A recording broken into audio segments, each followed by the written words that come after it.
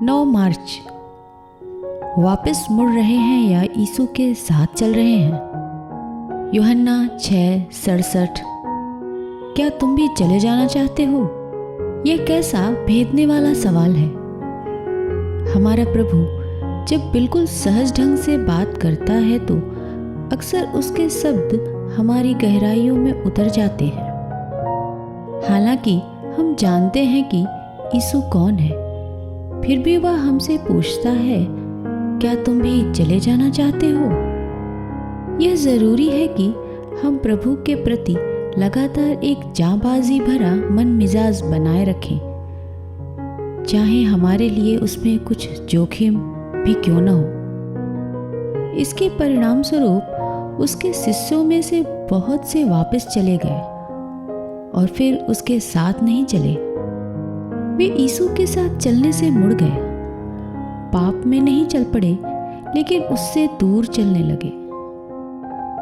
आज बहुत से लोग अपने जीवन यीशु मसीह के लिए उड़ेल रहे हैं और उसके लिए काम कर रहे हैं, लेकिन हकीकत में वे उसके साथ नहीं चल रहे हैं। एक काम जो परमेश्वर लगातार हमसे चाहता है वह यीशु मसीह के साथ एक हुए रहना है।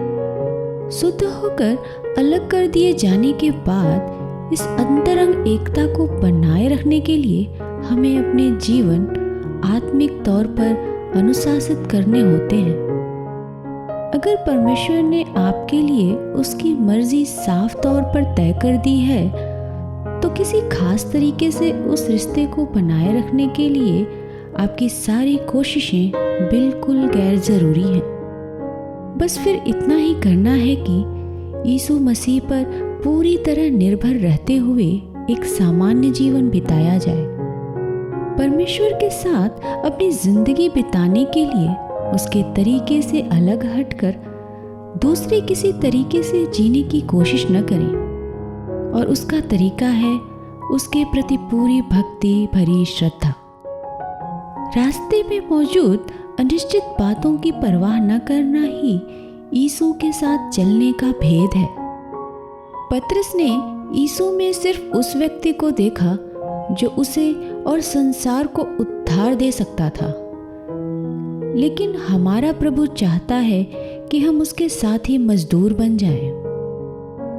पद 70 में यीशु प्रेम पूर्वक पतरस को याद दिलाता है कि उसे इसलिए चुना गया है कि वह यीशु के साथ चले।